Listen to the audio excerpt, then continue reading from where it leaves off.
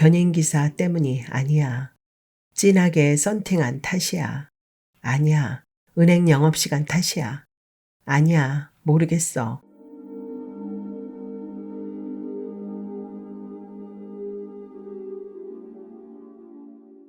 하루. 박상원. 여자가 간선도로를 빠져나온 시각은 오후 3시 19분이었다. 10km 남짓한 거리를 지나는데 1시간 가까이 걸린 셈이었다. 여자의 차량이 진입로로 들어섰지만 정체는 여전했다. 연말을 앞두고 있었고 눈까지 내렸다. 차창으로 천천히 떨어지는 눈송이만큼 차량들은 더디게 움직였다. 여자는 히터를 조금 줄였다. 1시간 이상 차 안에 갇혀있던 여자의 입은 사막이라도 된 것처럼 건조했다. 여자는 침을 모으려 했지만 납땜이라도 된 것처럼 입술이 무거웠다. 대시보드를 열고 물을 찾았지만 안에는 면장갑 한 짝과 늘어난 카세트 테이프 그리고 일회용 카메라만 보일 뿐이었다. 여자는 대시보드를 닫고 대신 운전석에 있는 창문을 조금 열었다. 작은 눈송이와 함께 차가운 바람이 여자의 어깨에 닿았다. 여자는 기어를 중립에 놓고 사이드 브레이크를 당겼다.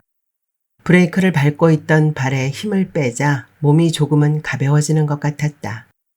여자는 창문 밖으로 고개를 돌렸다.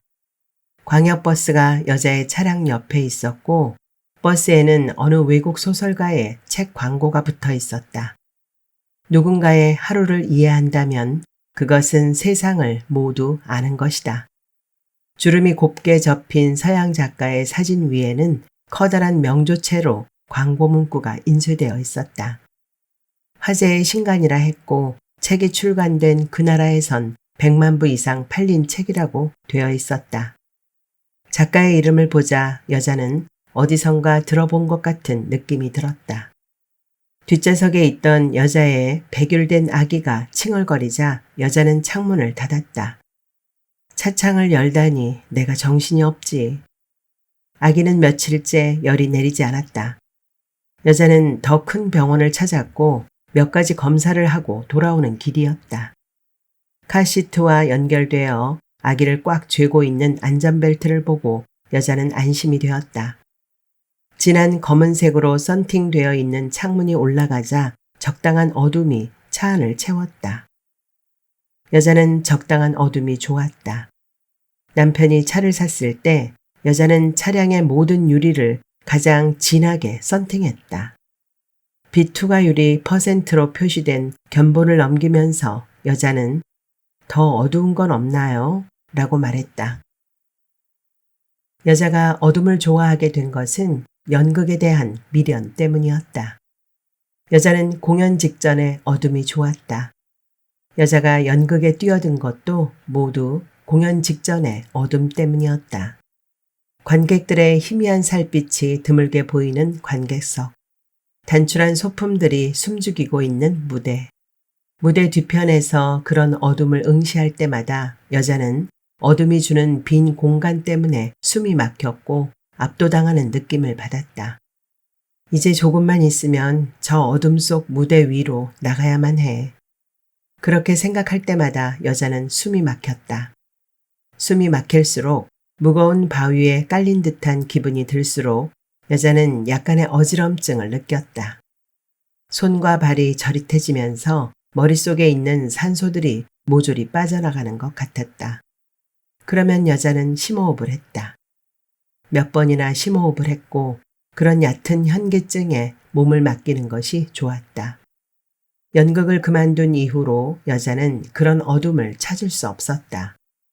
가끔 공연을 보러 갔지만 관객석에서 바라보는 어둠은 관객들이 내는 작은 소음들 때문에 인해 일그러졌다. 어둠은 더 이상 어둠이 아니라 지루함이었다. 조금의 어둠도 견디지 못하는 관객들은 어둠을 그냥 내버려 두지 않았다. 견디지 못하는 건 여자도 마찬가지였다. 이건 예전에 내가 느꼈던 그런 어둠이 아니다. 공연장을 찾을 때마다 여자는 생각했다.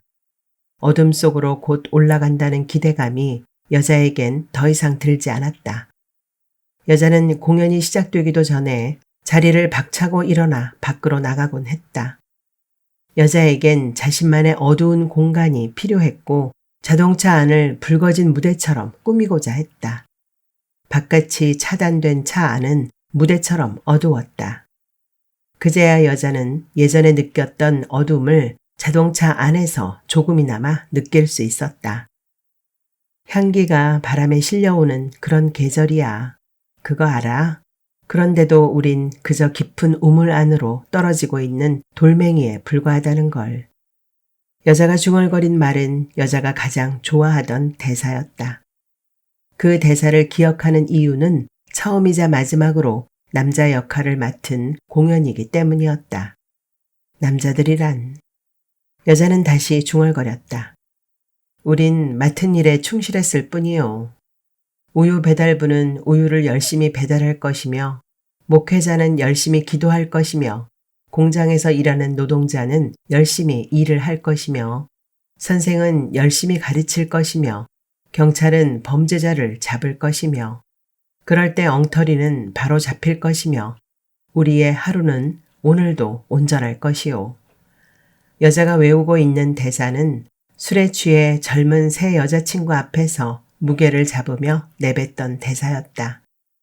남자 역할을 맡았던 여자는 모자를 눌러쓰고 수염을 붙이고 펑퍼짐한 바지를 입었다. 희곡도 연출도 배우들도 하다못해 조명조차도 형편없었지만 남자 역할을 맡았으므로 여자는 그 연극을 잊을 수가 없었다. 모든 게 형편없었고 평에 한 번도 오르내린 적 없는 연극이었지만 여자는 그 역할과 대사를 몇 년이 지나도 기억하고 있었다. 아니, 시간이 지날수록 더욱 생생하게 떠올랐다. 향기가 바람에 실려오는 그런 계절이야. 그거 알아? 그런데도 우리는 그저 깊은 우물 안으로 떨어지고 있는 돌멩이에 불과하다는 걸. 여자는 굵은 목소리로 중얼거리며 시계를 보았다. 10여 분만 있으면 은행 영업시간이 끝나는 시각이었다. 그런데도 차는 아주 천천히 앞으로 나갈 뿐이었다.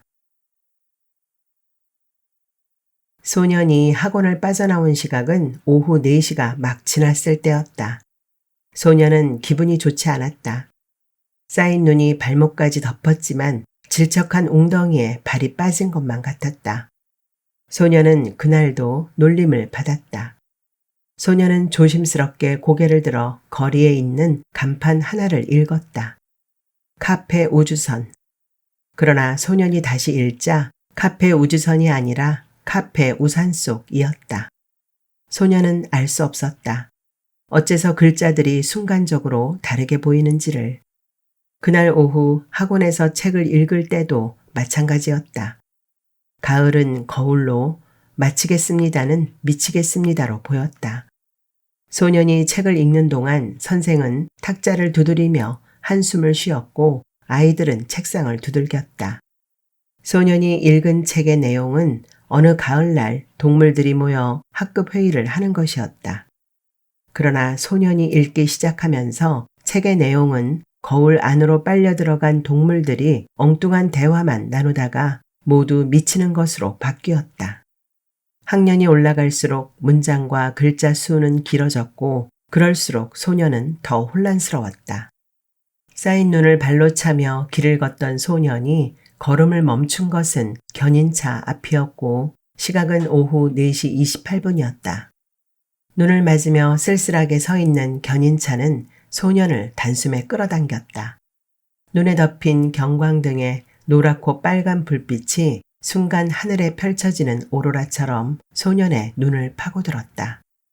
쇳덩이로 중무장한 견인차는 변신을 앞둔 로봇 같았고 강해 보였다. 둔중한 쇠갈고리와 철제빔 같은 휠 리프트는 100만 마력의 힘을 내는 로봇의 팔 같았다. 소년은 전봇대에 몸을 기댄 채 견인차를 지켜보았다. 저음의 벨소리를 내며 내려가던 휠 리프트는 견인할 자동차의 앞바퀴를 천천히 들어 올렸다. 자동차의 앞바퀴가 바닥에서 들리자 소년은 자신도 모르게 몸이 움츠러들었다. 자동차를 가볍게 들어 올린 견인차는 잠시 몸을 떨었다. 눈송이는 멎어 있었고 대신 바람이 잦아졌다. 견인차에서 내린 견인 기사는 잠시 하늘을 올려다본 다음 소년을 전봇대에서 비켜서게 했다. 그러고는 견인 대상 차량 고지서를 전봇대에 붙였다. 뭘 그렇게 보니? 네 이마에 붙여주랴? 견인기사는 이를 드러낸 채 웃었다. 견인기사의 말이 마치 너 이 글자들을 읽을 수 있니? 라는 말처럼 들려 소년은 눈살을 찌푸렸다. 견인차가 큰 길로 빠져나가자 소년의 뒤에서 2대의 차량이 빠져나갔다. 호루라기를 불며 경비가 차량들을 인도했다. 소년은 차로로 엉금엉금 끼어드는 자동차를 바라보다 전봇대에 붙어있는 견인대상 차량 고지서를 보았다. 소년은 고지서를 조심스럽게 떼어내 천천히 읽으며 집을 향해 걸었다. 쌓인 눈을 발로 차면서. 은행에 있는 건물의 후문을 여자가 빠져나온 시각은 오후 4시 29분이었다. 발목이 시큰거렸고 또 한쪽 굽이 떨어져 나가 걷기 힘들었지만 서두를 수밖에 없었다. 여자는 주차장에 있는 골목길을 향해 급히 돌았고 그때 고지서를 읽으며 오던 소년과 부딪혔다. 여자와 소년은 모두 미끄러지며 바닥에 주저앉았다. 여자가 소년에게 괜찮니? 라고 물었고 미안하다면서 부축해 주었다. 소년은 억울한 표정으로 여자를 쳐다보았다. 여자는 소년이 일어서자 다시 엉거주춤한 자세로 뛰기 시작했다. 소년은 여자를 물끄러미 바라보다가 바닥에 떨어진 고지서를 보았다. 눈에 젖은 고지서는 구겨지고 더러워졌다.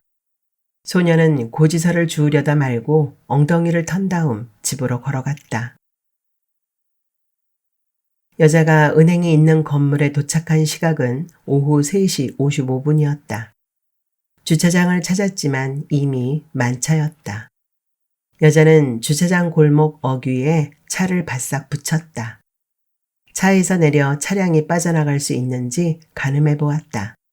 사이드 미러를 접는다면 간신히 빠져나갈 수 있을 것 같았다. 여자는 뒷좌석의 문을 열려다 그만두었다. 아기를 안고 뛰면 은행 영업시간을 맞출 수 없을 것 같았다. 또 눈길 위에서 뛰다가 넘어질지도 모른다는 생각도 들었다. 더군다나 아이는 고열에 시달리고 있었다. 자동차 안이 더 안전할 것이다. 여자는 차문을 잠근 다음 은행으로 뛰어갔다. 여자가 은행 안으로 들어가자 정문에 있는 철제 셔터가 천천히 내려왔다. 여자는 번호표를 뽑았지만 대기인 수가 꽤 많았다. 사람들을 둘러보았다. 마치 당첨된 복권이라도 되는 것처럼 번호표를 두 손에 꼭 쥐고 있는 할머니가 보였고 잡지를 뒤적이는 직장인 그리고 수다를 떨고 있는 젊은 여성 2명이 보였다. 여자는 경비에게 다가가서 말했다. 제가 급해서 순번을 좀 바꾸고 싶은데요. 시간이 없어서 자동차도 이 앞에 그냥 세웠고요. 보시다시피 연말이라서요. 경비는 미소도 아닌 어정쩡한 웃음을 지었다. 경비는 고개를 숙여 가볍게 목례를 한 다음 정문을 향해 걸었다. 여자는 다시 주위를 둘러보았다. 여자는 크리스마스 트리 앞에서 서성이고 있는 남자에게 다가가 번호표를 바꿀 수 없는지 물었다. 남자는 여자의 몸매를 아래 위로 찬찬히 훑었다. 여자는 부끄러웠고 속이 울렁거렸다. 여자를 찬찬히 살피던 남자는 여자에게 자신의 번호표를 주었다. 겨우 2번의 번호를 앞지른 여자는 필요 이상으로 남자에게 고개 숙여 인사했다. 이마와 등에서 땀이 났다. 여자는 창고에서 가장 가까운 의자에 앉았다. 바닥은 사람들의 옷에서 떨어져 녹은 눈 때문에 번들거렸고 그 위로 트리에 작은 전구 불빛들이 반사되고 있었다. 은행 안에는 축축한 냄새가 떠돌았고 여자는 손수건을 꺼내 이마와 콧잔 등에 묻은 눈을 닦았다.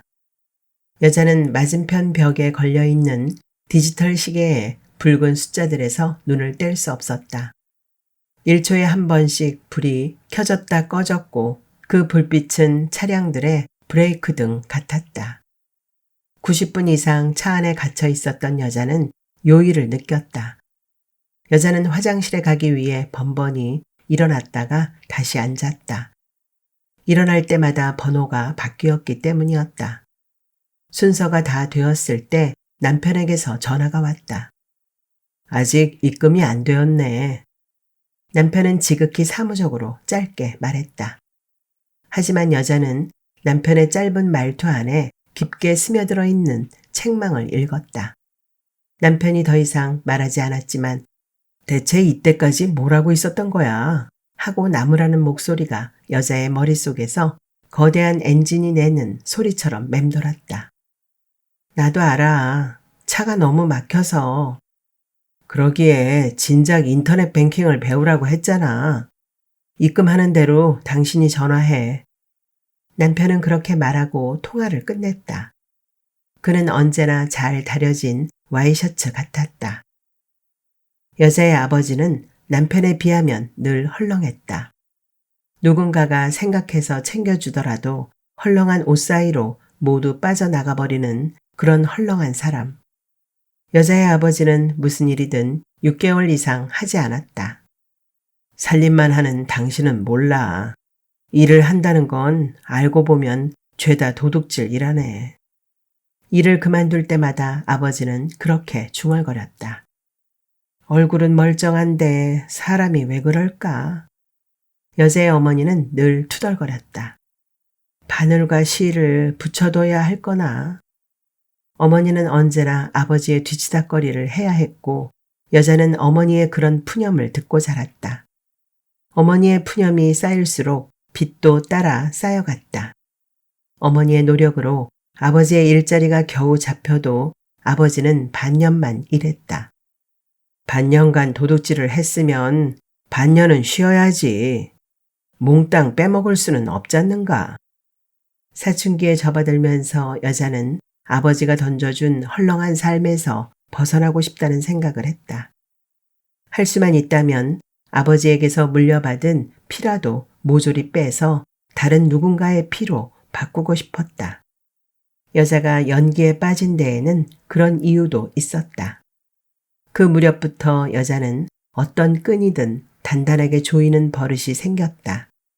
풀려 있거나 느슨해진 끈만 보면 꽉 조이고 싶은 충동에 휩싸였다. 신발끈을 너무 죄어 학창시절 여자의 발등은 늘 부어오르곤 했다. 그러나 꽉 묶는다고 해서 마음이 시원해지지는 않았다. 헐렁하기만 한 삶에서 벗어날 수 없었다. 결혼하고 남편의 넥타이를 조여주거나 구두끈을 묶을 때도 마찬가지였다. 여자가 처음으로 헐렁한 삶에서 벗어났다고 생각한 것은 아기가 태어난 뒤였다. 출산의 고통을 처음으로 잊게 해준 것은 젖을 물리는 것도 아니었고 아기의 자그마한 손가락을 마냥 보는 것도 아니었다. 여자를 짓누르고 있었던 헐렁한 삶에서 비로소 벗어난 것은 바로 속사계로 아기를 친친 동여매었을 때였다. 베네저고리를 꼭 조여주고 속사계로 단단하게 아기를 감쌌을 때 여자는 그제야 온전한 자기 소유를 느꼈고 그 소유를 통해 헐렁한 삶이 사라지고 새로운 삶을 살 수 있다는 생각이 들었다. 여자를 가장 괴롭힌 것은 아버지가 마지막으로 한 말이었다. 공연을 앞두고 아버지는 입원했었다. 연락을 받았지만 여자는 공연 준비 때문에 아버지가 있는 병실을 찾아가지 못했다. 별일이 아니라고 생각했다. 어디선가 드러누워 또다시 헐렁한 삶을 즐기고 있을 거라는 생각이 떠나지 않았다. 여자는 아버지가 입원한 뒤 며칠 후에 찾아갔다. 아버진 예상과는 달리 급격히 말라 있었다. 얼굴의 살이 광대뼈로 모조리 몰려가기라도 한 듯이 광대뼈만 혹처럼 불룩 솟아 있었다. 광대뼈 아래로 꺼져버린 두 눈과 입은 틈처럼 좁았다. 왜 이렇게 옷이 헐렁하다니? 작은 틈 사이로 아버지는 그렇게 말했다. 아버지가 입고 있던 옷은 환자복 중에서 가장 작은 사이즈였지만 아버지가 보여주는 공간에는 한 사람이 더 들어가고도 남을 만했다. 아버지의 말이 멀리 화성에서 들려오는 것 같았고 실감나지 않았다. 여자는 아버지가 명령기를 펼친다고 생각했다. 공연이 막바지에 들어갔을 무렵 아버지는 세상을 떠났다. 여자는 약간의 혼란을 느꼈다. 아버지가 죽었다는 말이 시시하고 헐렁한 농담 같았다. 그래서인지 이상하게도 눈물은 나오지 않았다. 아버지에 대한 추억을 떠올려 봤지만 특별한 기억은 없었다. 아버지의 수의를 꼭 조였을 때 그제야 여자는 아버지의 죽음을 실감했다. 어머닌 아버지에 관해 실과 바늘을 던지곤 여자를 껴안고 울었다. 그러나 그때도 여자는 눈물이 나지 않았다. 장례를 치르고 며칠이 지났다. 여자는 아버지의 유품을 정리하다가 오래된 사진 한 장을 발견했다. 그 사진은 아버지가 지갑 속에 꼭꼭 감추어둔 것이었다. 어린 여자가 배추머리 인형을 꼭 안고 있는 사진이었다. 사진을 보자 여자는 희미하게나마 인형을 손에 들고 한밤중에 자신을 깨우던 아버지가 생각났다. 그때가 5살이었는지 7살이었는지 10살이었는지는 알 수 없었다. 여자가 기억하는 것은 아버지의 입에서 풍기던 술 냄새와 외투에 묻어있던 하얀 눈이었다. 아버지의 외투를 보며 밖에 눈이 오는 모양이라고 생각했다. 여자를 흔들어 깨우던 아버지의 손에는 배추머리 인형이 있었다. 여자가 인형을 안자 아버지는 여자의 머리카락을 쓰다듬었고 일어나서 천천히 외투를 벗었다. 여자는 인형을 껴안고 다시 누워서 외투를 벗어 옷걸이에 거는 아버지를 보았다. 솜입을 안은 여전히 따뜻했다. 여자는 인형을 보았고 인형의 파란 눈도 여자를 보았다. 뺨을 대자 배추머리에 헝겊이 간지러웠고 여자는 그 간지러움이 좋았다. 천천히 옷을 벗어 옷걸이에 거는 아버지의 모습과 인형을 번갈아 보다가 여자는 다시 잠이 들었다. 눈을 감고 있는 동안 옷걸이에 옷을 거는 아버지의 모습이 희미하게 떠올랐다가 사라졌다. 여자는 알 수 없었다. 그때의 그 인형이 그 뒤로 어디로 사라졌는지. 사라진 인형의 행방만큼이나 더 알 수 없는 것은 시간이었다. 일식처럼 여자와 아버지 사이에 있었던 나머지 시간들은 가려졌거나 잡아먹혀 있었다. 달에 먹혀 해가 보이지 않는 것처럼. 아버지에 대한 기억이 분명 많을 텐데도 어째서 일식처럼 기억들이 사라져 있는지 알 수 없었다. 그녀의 아버지가 죽은 지 49일이 지난 날 여자는 제사 음식을 만들다가 문득 아버지에게 단 한 번도 음식을 만들어주지 않았음을 떠올렸다. 옷이 헐렁하다던 아버지의 말이 떠올랐다. 계란을 풀다가 그제야 여자는 연극이 아니었음을 깨닫고 엎드려 흐느꼈다. 여자가 은행에서 볼일을 마친 시각은 오후 4시 23분이었다. 요일을 느꼈지만 여자는 계속 참았다. 여자는 정문을 향해 뛰었다. 하지만 이미 셔터는 굳게 닫혀 있었다. 경비는 여자에게 다른 출구를 가리켰다. 경비가 가리킨 곳은 작은 비상문처럼 생긴 문이었다. 은행의 비상문과 연결된 곳은 여자가 들어온 곳의 반대편이었다. 비상문을 빠져나온 여자는 잠시 헷갈렸다. 식당이 길게 이어져 있었고 순간 방향 감각을 잃어버렸다. 여자는 복도를 이리저리 뛰다가 엘리베이터 표시를 발견했다. 엘리베이터 3대 중 2대는 3층을 막 지나 올라가고 있었고 나머지 한 대는 2층을 지나 내려가고 있었다. 여자는 엘리베이터를 기다리려다 계단을 이용하기로 했다. 마음이 급했고 옷에서 녹은 눈은 땀처럼 바닥으로 떨어졌다. 구두굽이 자꾸만 계단에 걸렸다. 여자는 계단을 2개씩 타넘었다. 그러다 2층과 1층 사이에서 미끄러졌다. 굽 하나가 부러졌고 발목은 틀어졌다. 여자는 머리에 난간을 부딪혔고 정강이를 계단 모서리에 박았다. 여자는 정강이를 껴안았다. 숨이 막히는 아픔이 심장에 전달되었다. 두 눈에선 눈물이 찔끔 흘렀다. 그리고 그 순간 자신도 모르게 오줌을 지렸다. 가까스로 멈추긴 했지만 약간의 오줌이 이미 허벅지를 타고 흘렀다. 여자는 난간을 잡고 일어나려 했지만 힘들었다. 치마 안에서부터 냄새가 올라오는 것 같았다. 그때 수렁거리는 소리와 함께 발소리가 들렸다. 말끔한 양복을 입은 남자 2명이 계단에 엎어져 있는 여자를 보았다. 남자들은 여자를 부축해 주었다. 여자는 얼굴이 뜨거워졌다. 비틀거리면서도 핸드백으로 허벅지를 가렸다. 남자들 중 한 명이 괜찮은지 물었다. 여자는 고개를 끄덕이며 계단을 마저 내려갔다. 후문으로 나온 여자는 눈길 위를 절뚝거리며 걸었다. 발목은 여전히 아팠지만 서두를 수밖에 없었다. 여자는 급하게 돌다가 소년과 부딪혔다. 소년을 일으켜주고 서둘러 주차한 곳으로 갔다. 여자가 주차장 골목 어귀에 와서 자동차를 찾았지만 자동차는 없었다. 태연하게 눈만 쌓여 있었다. 여자는 무언가 잘못되었다고 생각했다. 현실이 아니라고 생각했다. 마치 무대 위에 잘못 올라간 것 같은 느낌을 받았다. 다시 건물 안으로 들어갔다가 나오면 자동차가 있을까? 여자는 골목 어귀를 바라보다가 고개를 저었다. 여자는 어지럼증이 일어 전봇대에 몸을 기댔다. 무언가 잘못되었다고 생각했지만 정확하게 무엇인지 알 수 없었다.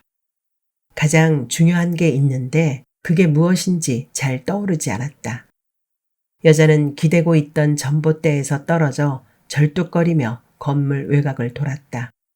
자신이 다른 곳에 주차했을지도 모른다고 생각했다.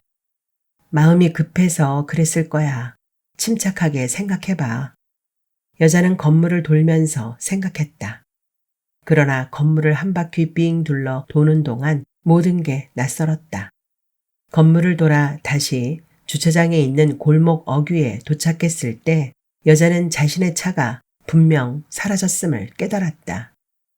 여자는 다시 전봇대에 기댄 채 핸드백에서 휴대폰을 꺼내 남편에게 전화했다. 발목이 시큰거렸고 오줌이 말라붙은 치마 안이 냉랭했다. 바람 때문인지 자꾸만 달라붙는 눈송이 때문인지 여자는 추위를 느꼈고 어깨가 저절로 떨렸다. 여보, 차가 없어졌어. 어디에 뒀는데? 여기 은행 주차장 입구에. 도난당한 거 아냐? 도난이란 말이 순간 도망으로 들렸다. 여자는 도망? 도망이라니? 하고 중얼거렸다. 자동차 문 확실히 잠근 거야? 당신 건망증 심하잖아. 잘 모르겠어. 근데 여보, 차 안에 우리 아기가 있는데. 여자는 남편에게 말하면서 불현듯 잊고 있었던 중요한 사실이 떠올랐다. 자신이 왜 그렇게 서둘렀는지 그제야 알았고 순간 소름이 돋았다. 대체 무슨 말을 하는 거야? 남편이 물었지만 여자는 아무런 대답도 할 수 없었다. 여자의 눈에는 새하얗게 뒤덮인 눈만 들어왔다. 여보, 나 앞이 안 보여. 눈앞이 온통 얼룩투성이야. 보이는 건 온통 하얀 눈밖에 없어. 여자는 손을 휘저었다. 바로 앞에 있는 사물들이 제대로 보이지 않았다. 순간 여자의 오줌보가 터지듯 참았던 오줌이 줄줄 흘러내렸다. 여자는 멈출 수 없었다. 나 오줌 싼 것 같아. 여자가 중얼거리듯이 말했다. 정신 차려. 지금 무슨 말을 하는 거야? 여보, 나 안 보여. 거기 어디야? 나 오줌 싼 것 같아. 여자는 중얼거리면서 휴대폰 폴더를 닫았다. 여자는 주변을 두리번거렸다. 그러나 제대로 보이는 것은 아무것도 없었다.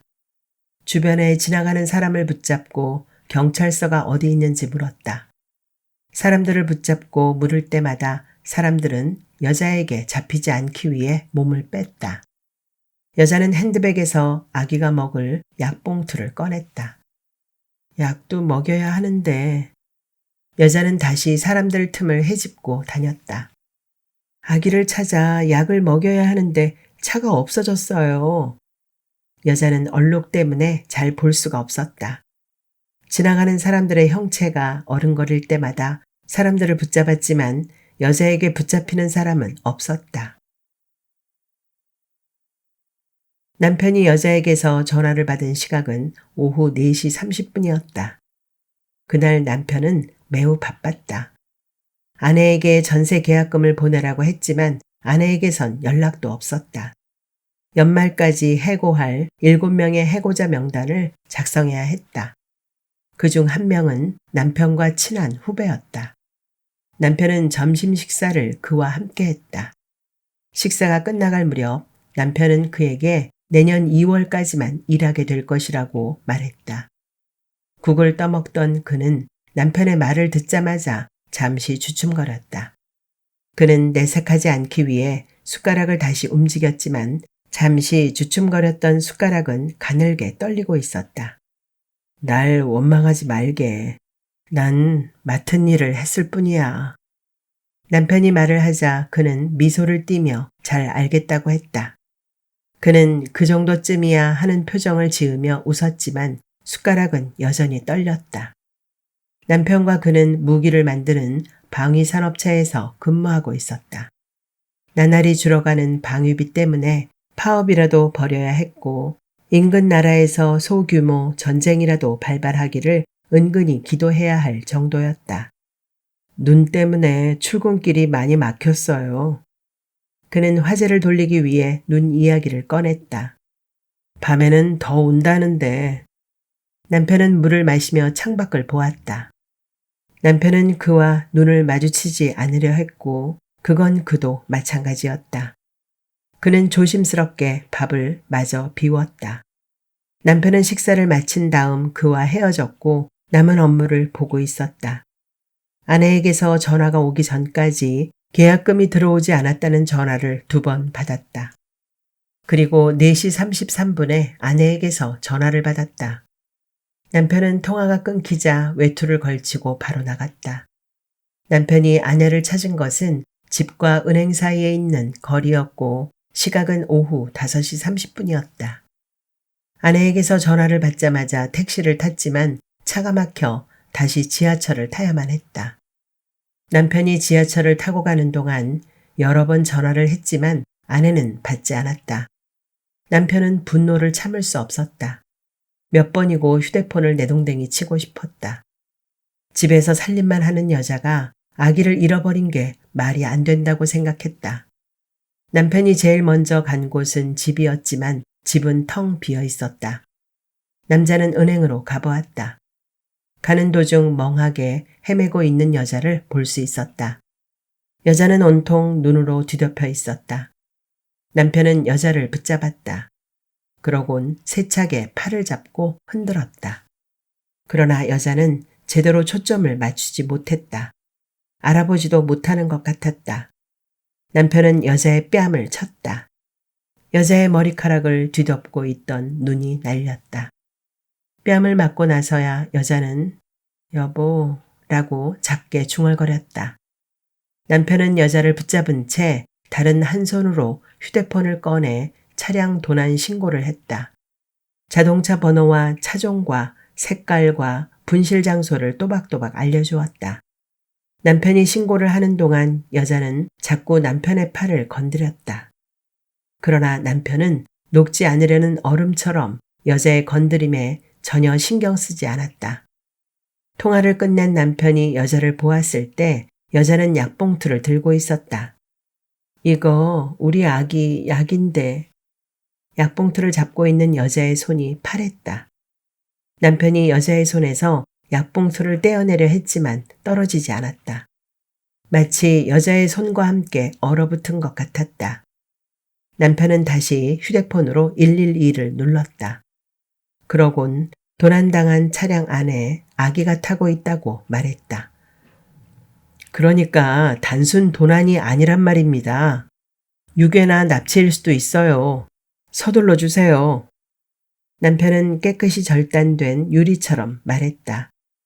그제야 여자의 손은 풀렸다. 쥐고 있던 약봉투가 눈 위로 툭 떨어졌다.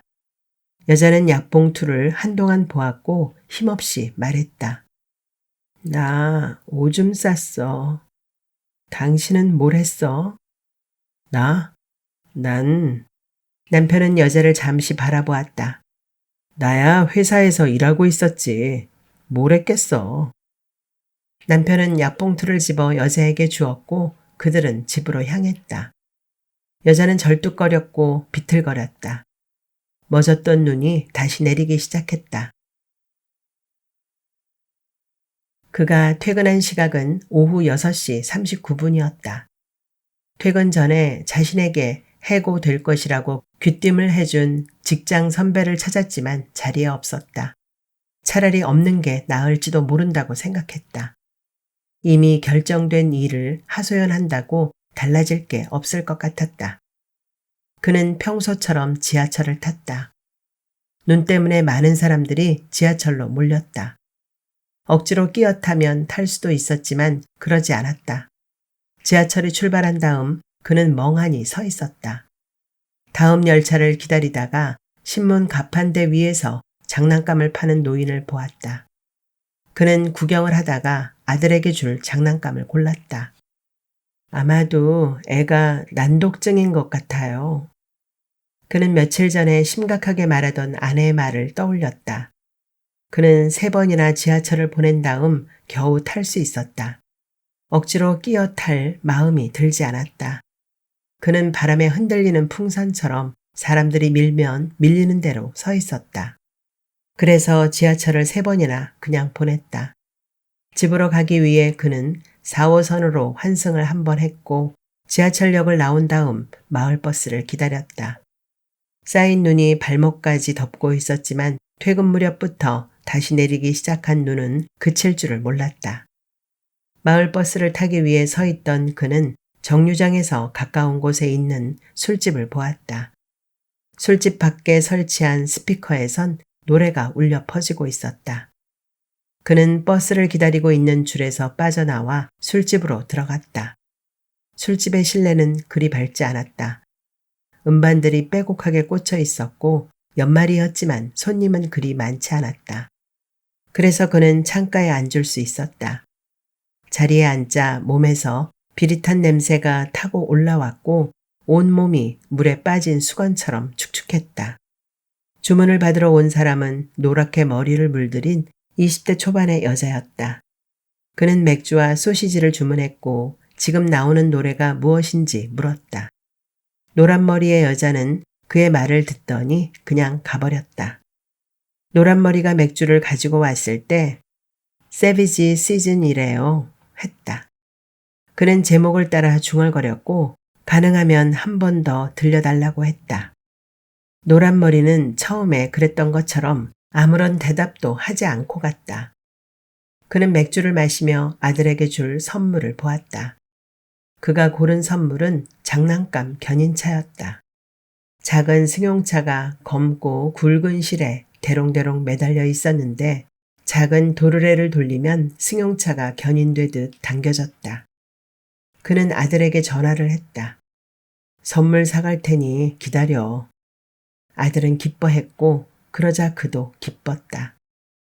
난독증이라니. 그는 말도 안 된다고 생각했다. 그는 막 나온 소시지를 한 입 먹으며 맥주를 마셨고 창밖의 거리를 보며 노래를 들었다. 맥주 거품이 꼭 눈 같다고 생각했다. 맥주는 시원했고 술집 안은 충분히 더웠다. 그는 외투를 벗고 맥주를 한 잔 더 주문했다. 남편이 경찰로부터 연락을 받은 것은 오후 7시 8분이었다.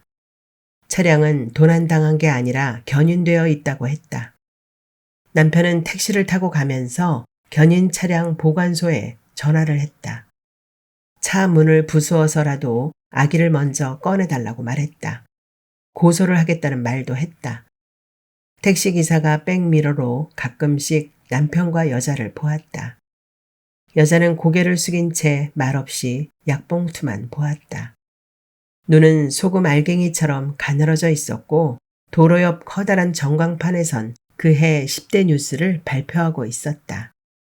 남편과 여자가 보관소에 도착했을 때 여자의 차량에서 나는 경보음 소리가 요란했다. 자동차 문은 절단되어 있었고 아기는 병원으로 막 이송되고 없었다. 견인을 했던 기사가 남편과 여자를 기다리고 있었다. 견인 기사는 병원까지 데려다 주겠다고 말했다. 남편과 여자는 견인차에 올라탔다. 다급해서 119에 연락했습니다. 문을 열 수 없어서 앞유리를 깨고 문을 열었습니다. 기사는 사이렌을 울렸고 경광등을 켰다. 노랗고 빨간 불빛이 눈 덮인 도로 위에서 미끄러졌다. 정말입니다. 자동차 안이 조금도 보이지 않았습니다. 정말입니다. 기사는 경적을 마구 울려댔고 경광등처럼 다급하게 말했다. 저도 애를 키웁니다. 연말이라 거의 비상대기입니다. 전 그저 제가 맡은 일을 했을 뿐입니다. 남편은 힘없이 고개를 끄덕였다. 여자는 옆에 서 있는 버스의 광고판을 멍하니 바라보았다. 어디서 본 것 같은 책 광고가 붙어 있었지만 기사는 순식간에 버스 앞으로 끼어들었다. 가로등과 쌓여있는 눈 때문에 밤은 그리 어둡지 않았다. 남편과 여자가 병원에 도착했을 때 아기는 이미 숨져 있었다.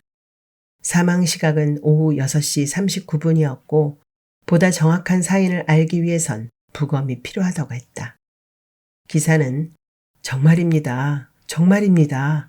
아무것도 보이지 않았습니다. 라고 말하며 울상을 지었다. 여자는 눈앞에 갑자기 생긴 얼룩 때문에 하나도 보이지 않았다. 눈을 감았다가 떠도 얼룩은 사라지지 않았다. 앞이 안 보여. 여자는 손을 내밀어 얼룩을 떼어내려 했지만 손에 잡히는 것은 없었다.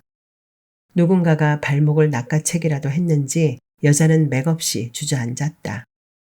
여자가 다시 눈을 떴을 때 여자는 누워 있었다.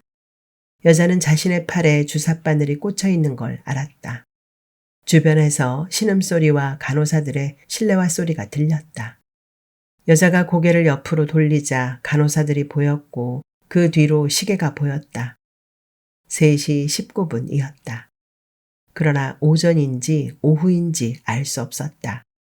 여자는 눈을 감았다. 그러자 조용한 어둠이 찾아왔다. 여자는 잠시 어둠을 즐겼다. 영문은 알 수 없지만 어둠이 아늑하고 편안하다는 생각이 들었다. 눈을 감기 전 마지막으로 본 시계의 모습이 어른거렸고 째깍째깍 움직이는 초침 소리가 들려오는 듯 했다. 여자는 눈을 감은 채 머릿속으로 초침 움직이는 소리를 따라했다. 째깍째깍. 그러자 어쩐 일인지 그 소리에 맞춰 춤추는 나비가 어둠 속에서 보였다. 견인기사 때문이 아니야. 진하게 썬팅한 탓이야. 아니야. 은행 영업시간 탓이야. 아니야. 모르겠어. 여자는 눈을 감은 채 입술을 열어 조용히 째깍째깍 소리를 냈다.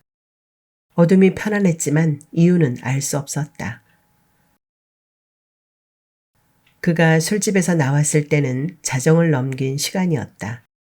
집에서 몇 차례 전화가 왔지만 통화 내용은 기억나지 않았다.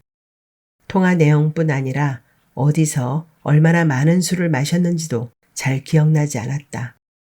그가 사는 아파트 뒤에는 야트막한 야산이 하나 있는데 그는 아파트 안으로 들어간 것이 아니라 아파트 단지를 지나쳐 야산을 오르고 있었다. 무릎까지 잠기는 눈 때문에 그는 더 이상 오르기가 힘들었다. 그는 눈 덮인 벤치에 서류 가방을 깔고는 그 위에 앉았다. 눈앞으로 군데군데 불이 켜져 있는 아파트들이 보였다. 그가 사는 아파트 건물이 비스듬하게 보였다. 위에서부터 한층 한층 헤아려 그가 사는 층수를 찾으려 했지만 그때마다 실패했다. 불이 꺼진 집이 많아 층의 구분이 모호했다. 그는 헤아리다 말고 말했다. 아무려나. 그는 선물로 산 장난감을 검은 비닐봉지에서 꺼냈다. 견인차에 달린 도르래를 감자 실로 묶여있는 작은 자동차가 끌려왔다. 그는 도르래를 감았다가 풀었다가 했다. 바람이 꽤 불었지만 전혀 춥지 않은 것이 신기했다. 눈에 뒤덮여 있으니 오히려 따뜻하다는 생각을 했다. 그는 고개를 들어 하늘을 올려다보았다. 눈송이가 아니라 나비들이 힘없이 추락하는 것 같았다. 눈송이들이 그의 눈 위로 자꾸 떨어져 더 이상 눈을 뜨고 있을 수 없었다. 눈을 감자 자꾸만 잠이 왔다. 선물을 기다리고 있을 아이가 생각나서 그는 잠들지 말아야 한다고 생각했다. 내 애는 어떡하라고. 내 애가 무슨 잘못이 있다고. 그는 중얼거렸다. 그러나 마음 한구석에선 이대로 5분만 눈을 감고 있자고 했다. 더 이상도 필요 없고 5분이면 충분하다고 생각했다. 한 방울의 눈물이 흘러 나비 같은 눈을 조금 녹였다. 그의 몸 위로 폭설이 내리기 시작했지만 그의 몸은 자꾸만 그를 편안한 잠의 세계로 빠뜨렸다. 소년이 자다 말고 일어난 시간은 자정을 20분 정도 넘겼을 무렵이었다. 무언가에 놀란 것처럼 소년은 후다닥 잠에서 깼다. 잠에서 깨자마자 소년은 아빠는 하고 물었다. 무척 어두웠고 자기 옆에 아무도 없는 것을 알았다. 문틈으로 희미한 빛이 들어오고 있었다. 소년은 자리에서 일어나 문을 열고 나갔다. 그러자 소년의 어머니가 소년을 안아주었다. 한밤중이란다. 더 자거라. 아빠는. 소년은 형광등 불빛에 눈이 부셔 눈을 뜰 수 없었다. 소년은 손으로 눈을 가린 채 물었다. 지금 집으로 오고 있대. 소년의 어머니는 소년을 어두운 방으로 데리고 들어갔다. 소년이 누우려 할 때 창밖으로 다시 엄청난 눈이 내리는 것이 보였다. 눈으로 뒤덮인 아파트 뒷산이 어둠 속에서 하얗게 빛났다. 소년이 다시 잠들었을 때 꿈에서 선물을 손에 쥐고 있는 아버지를 보았다. 선물은 견인차였다. 아버지의 외투는 눈에 젖어 번들거렸고 견인차도 마찬가지였다. 아버지는 외투를 벗어 조용히 소년의 어깨를 덮어주었다. 소년은 눈에 젖은 아버지의 외투 안에서 견인차를 만져보았다. 소년은 견인차와 외투를 벗는 아버지를 천천히 보았다. 아버지는 조금씩 희미해졌다. 소년이 다시 눈을 떴을 때 오전 7시 48분이었다. 그 시각은 그가 동사체로 발견된 시각이기도 했다. 201동에 사는 노인이 눈이 그친 틈을 타 산책을 나갔다. 푹푹 꺼지는 눈을 밟는 것이 좋았다. 노인은 괴성을 지르며 지팡이로 눈을 헤쳤다. 괴성을 지를 때마다 차가운 공기가 가슴 속까지 시원하게 밀려들었고 그럴 때마다 노인은 혈관에 남은 찌꺼기가 사라지는 기분이 들었다. 기지개를 펴며 벤치를 찾았지만 눈에 파묻힌 벤치는 눈에 잘 띄지 않았다. 대충 자리를 짐작했지만 그 자리엔 커다란 눈사람처럼 뒤덮인 무언가가 있을 뿐이었다. 노인은 그 지팡이로 그 무언가를 헤쳤고 얼마 지나지 않아 눈사람이 아닌 진짜 사람이 있는 것을 발견했다. 노인은 놀라 뒤로 넘어졌다. 떨리는 손으로 휴대폰을 꺼내 신고를 했고 구조대가 출동한 시각은 오전 8시 12분이었다. 소년은 눈을 뜨자마자 어머니를 찾아 물었다. 아빠는? 소년의 어머니는 입술에 힘주고만 있을 뿐 아무런 말도 하지 않았다. 소년이 학교 갈 준비를 하고 있을 때 어디선가 구급차와 소방차가 내는 사이렌 소리가 들렸다. 소년은 창문으로 달려가 구급차와 소방차를 찾았지만 창으로 넘어오는 사이렌 소리만 들릴 뿐 보이진 않았다. 눈으로 뒤덮인 뒷산 위로 해가 눈부셨다. 선물을 사오겠다는 아버지가 꿈이었는지 선물을 사온 아버지가 꿈이었는지 소녀는 헷갈렸다. 소년이 학원을 마치고 나온 시각은 전날과 마찬가지로 오후 4시가 막 지났을 무렵이었다. 그때까지도 소년은 선물 생각을 하고 있다. 그러나 아버지는 소년이 학교를 다녀왔을 때까지도 집에 들어오지 않았다. 학원 계단을 내려오고 있을 때 소년은 뛰어오는 어머니를 보았다. 어머닌 아무 말도 하지 않고 소년의 손을 잡아 끌었다. 그러곤 뛰었다. 계단을 내려온 어머니는 소년을 데리고 택시를 기다렸다. 아빠는? 소년이 물었다. 그날도 도로는 여전히 막혔고 빙판길 때문에 자동차들은 제 속도를 내지 못했다. 소년이 물을 때마다 어머니는 소년의 손만 꽉 쥐었다. 너무나 조여 마치 풀 수 없을 것만 같았다. 소년이 손을 빼려 했지만 그럴 때마다 어머니는 소년의 손을 꼭 쥐었다. 어머니와 함께 택시를 기다리는 동안 소년은 정류장에 서 있는 버스를 보았다. 버스의 옆면에 커다란 광고가 붙어 있었다. 소년은 눈을 감았다가 조심스럽게 떴다. 그러고는 버스 옆면에 붙어 있는 광고를 천천히 읽어보았다. 누군가의 하루를 이해한다면 그것은 세상을 다 아는 것이다.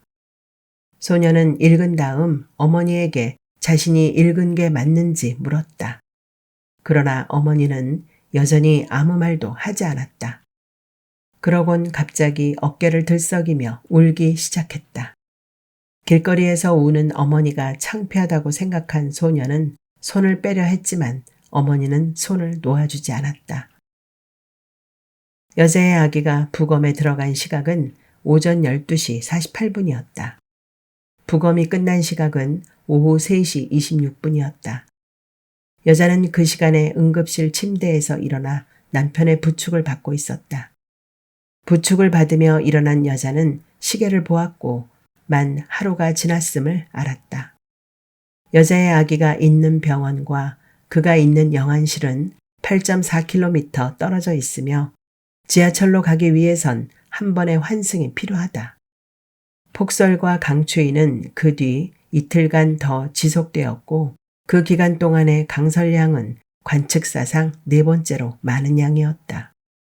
주식은 114포인트 오른 채 그해 장을 마감했으며 사람들은 연말 연시를 보낼 여행지 검색에 분주했고 버스에 광고판이 붙은 그 책은 국내에서도 베스트셀러를 기록했다. 10년 동안 태풍이 한반도에 상륙한 것은 42회였고 가뭄이 90여 회, 게릴라성 집중호우가 6차례 있었다. 매년 몇십 년 동안 많은 일들이 있었지만 그러나 일식처럼 하루하루는 잊혀갔다.